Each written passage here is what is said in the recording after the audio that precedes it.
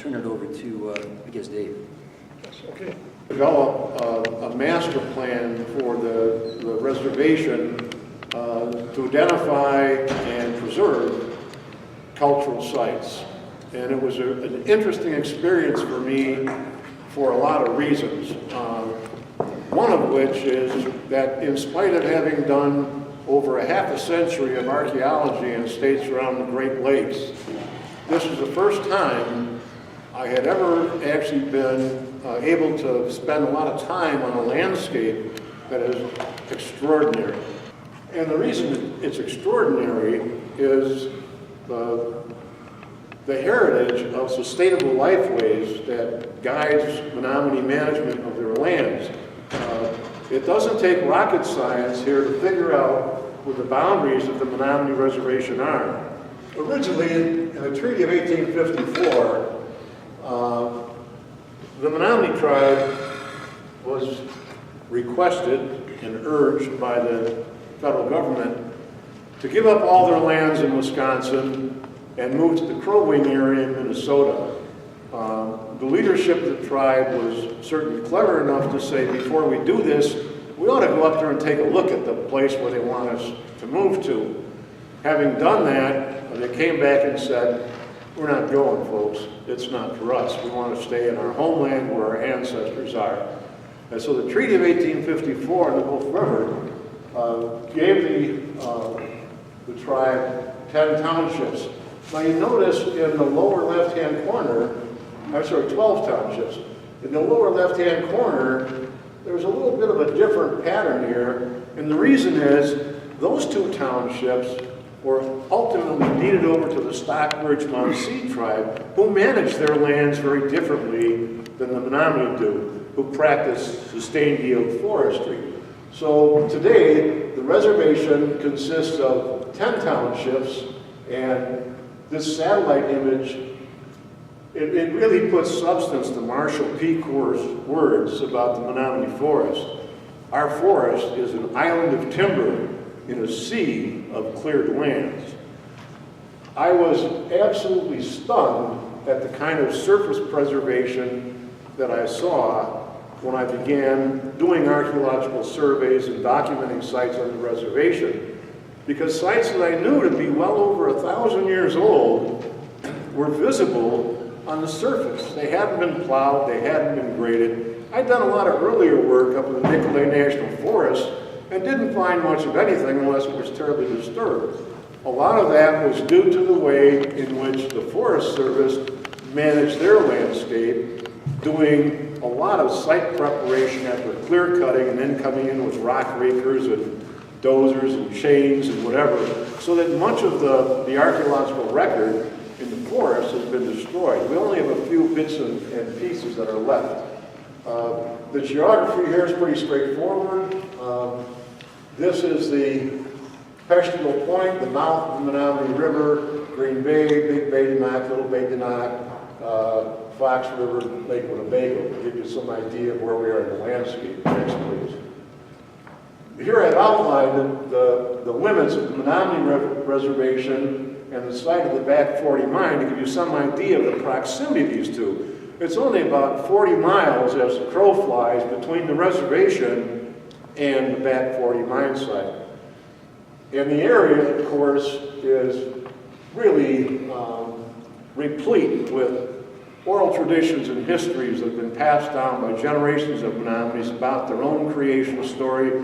They've been documented beginning in the 19th century in many, many places that create a tangible ethnic link, ethnicity between these 2 locations, and particularly the mouth of the Menominee River and the upstream areas. Next slide, please.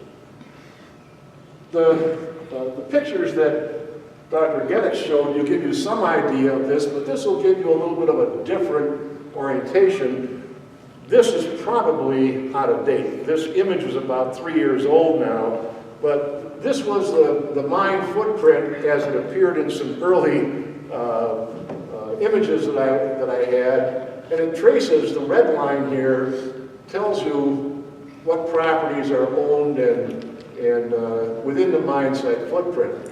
So everything inside this red line will essentially look like the artist's projections of that mine that was built. It's going to be a moonscape, not a landscape. It's going to be cleared, and this blue circle is the diameter of the open pit for the mine.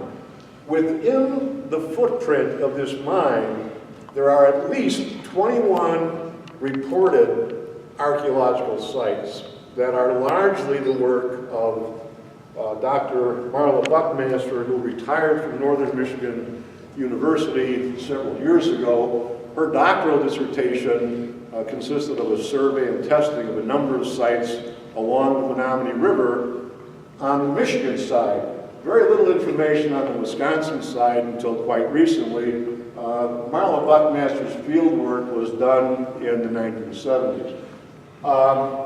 I think that the boundaries of many of these archaeological sites that occur within the footprint of the mine site are really arbitrary.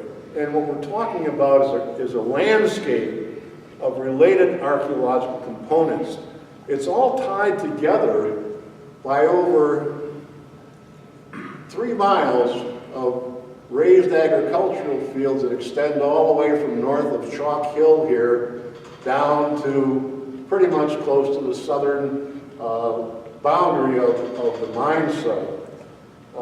Many people thought for a long time that these raised agricultural fields must have been historic sites, because our understanding of late prehistoric people between about 700 or 800 AD and historic contact in the 17th century was that the primary means of securing a living was hunting and gathering. And that may have been true for a variety of groups at different time periods, but what we weren't really prepared for was the understanding that the Menominee's ancestors on the reservation, and in this locality as well, relied on the original sustainable organic agriculture. Native American agriculture has always been poo-pooed. It's always been disdained. They want to go out and chase animals. They don't want to farm. They don't want to plow. They don't want to do this. They don't want to do that. Think about what it means to clear roughly 3 miles of forest and using implements like bison and elk scapula hoes and digging sticks to create acres and acres of raised agricultural fields. This isn't Uncle Fred and 2 cousins doing a pantry garden. We're talking about large communities that are altering their landscape in a sustainable way. What we've also been able to demonstrate now from the work that we've done on the Menominee Reservation and along the Menominee River here is that this sustainable lifeway was practiced from about 700 to 800 AD into post-contact times. I have radiocarbon dates from sites on the Menominee Reservation of AD 1650, 1660, of 40 acres of raised agricultural fields. The same pattern that we see on the reservation is very much like this pattern. In between those 2 locations, separated by about 40 miles, there are a few bits and pieces of interesting landscape that for one reason or another have gone undisturbed. And what do you think we see on those things? At White Potato Lake, about 10 miles northeast of the reservation, the Archaeological Conservancy, thanks to the efforts of the Oconto County Historical Society, purchased about 10 acres of raised agricultural fields to preserve them in perpetuity at the south end of White Potato Lake. In the 1980s, the Forest Service acquired a fairly large parcel of land at Archibald Lake in the Nicolay National Forest. It's a marvelous example of a climax beech hemlock forest. It also was the private bridle path of Mrs. Holt, whose husband owned the Holt Land and Lumber Company. That's where she used to ride her horses. Ultimately, the Forest Service acquired this site, and it too is another one of these large communal areas with garden beds and mounds and storage features representing the activities of a community, and it too falls in this roughly 800 or 900 year time period when this lifeway was pursued. I guess the other reason that the tribe was so concerned about having a voice in this is that the area outlined here was ceded by the Menominee tribe to the federal government, the Treaty of the Cedars in 1836. There is still contention about the rights to hunt, fish, gather, the use rights in that area. I'm not sure what the status of that litigation is, but the Menominee tribe filed suit back in the early 1990s, and it was never resolved. But that issue of what rights were conferred by the 1836 treaty are still kind of in limbo. So clearly, the tribal legislature, it's their position that there are trust issues here that are being ignored. And so that's part of the reason they are dug in, as well as the cultural resources. When I first started working at the College of Menominee Nation, I began a program for high school students. I worked with kids from the Johnson O'Malley Foundation and the JTP program. And every summer, we would work with about 10 students, spend half our time in the classroom teaching conversions from English measurements to metrics, because all of the recording we do is in metric rather than feet and inches, map reading, map making, and then we would take them out in the woods and work the snot out of them. These kids were just terrific. After their 6 or 8 week period, many of them came back as volunteers that were not compensated for that. And it was a program that kind of gained some momentum after a few years. But one of the things that we did was to test a series of sites on the Menominee Reservation, go back and look at other sites, and what we concluded was that there was something that we labeled the Wolf River tradition that tied together a whole series of communities in this landscape that really, by and large, mimics the ceded territories of the Menominee tribe of Indians of Wisconsin. So I don't have any qualms or reservations or hesitation in suggesting that the people who occupied these sites from 800 AD to post-contact times were very likely the ancestors of the Menominee, and perhaps other people as well. I don't have an issue with that. Some archaeologists, and I don't count myself among them, don't place any credence at all in Native American oral traditions. You can't weigh them, you can't measure them, but I think that you ought to be as familiar and conversant with them as you can be, because they're loaded with all kinds of really incredible and important insights that I believe are useful for interpreting the archaeological record. And in some instances, it's only the oral traditions and the oral histories that make sense. So I'm in that particular camp. I don't have a problem with saying these sites are culturally affiliated with the people that we know today as the Menominee tribe of Indians of Wisconsin. Now, these sites all share some common features. There's some confusion about effigy mounds and these mounds that are associated with what I've called the Wolf River tradition. There are really no effigies that have limbs on them. There are so-called tapering linear mounds that range anywhere from 2 to 6 feet in height and anywhere from 30 to 120 feet in length. From the work that was done by Lonson Skinner and Samuel Barrett from the Museum of the American Indian in New York and the Milwaukee Public Museum in 1919 and 1921, we know that many of these mounds contain sub-mound chambers with multiple burials that were made in the flesh. Some were reburials of bundles, but they all represent some kind of community sacred precinct where a lot of things went on besides interment of the deceased. But these are the two basic mound forms that show up on all these sites.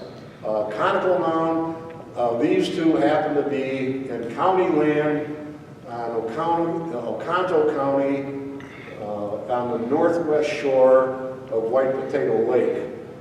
These sites also contain, in their immediate proximity, these raised agricultural fields.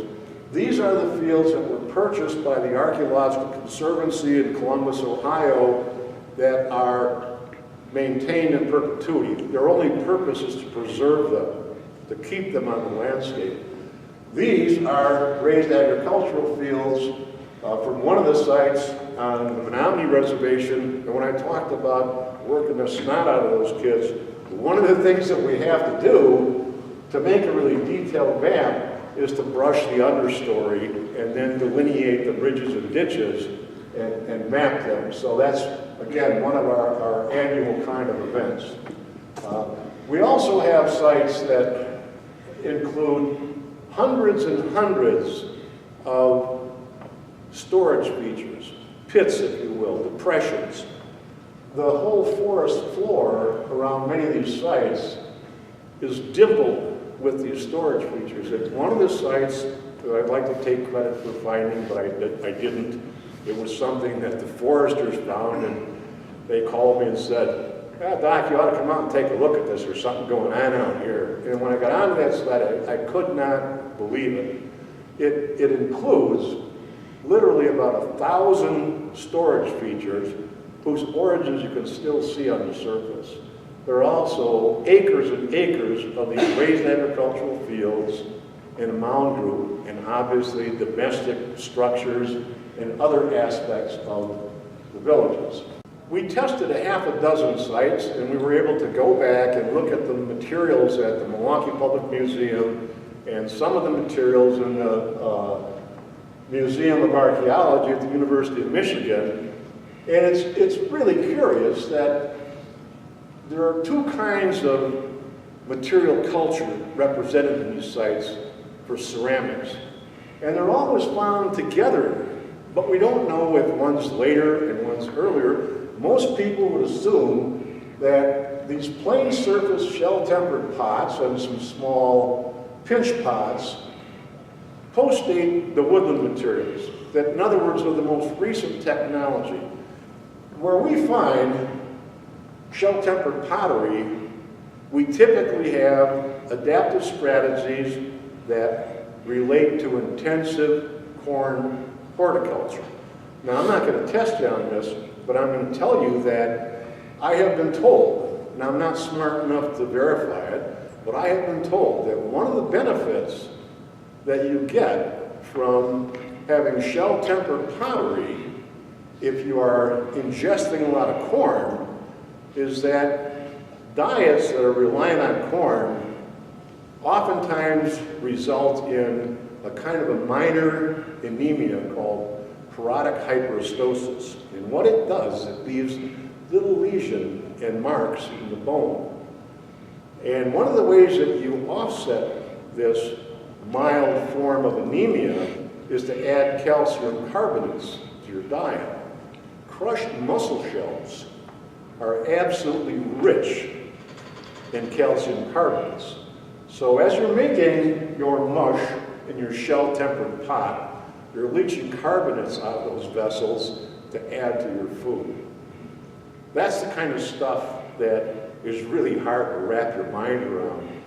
But when you think about it, it's not serendipity that shell-tempered pottery and corn horticulture pretty much go together in much of the mid-continent. But along with the shell-tempered plain pots, we get another kind of ware that's typically referred to as woodland. These are really horses of a different color, if you will.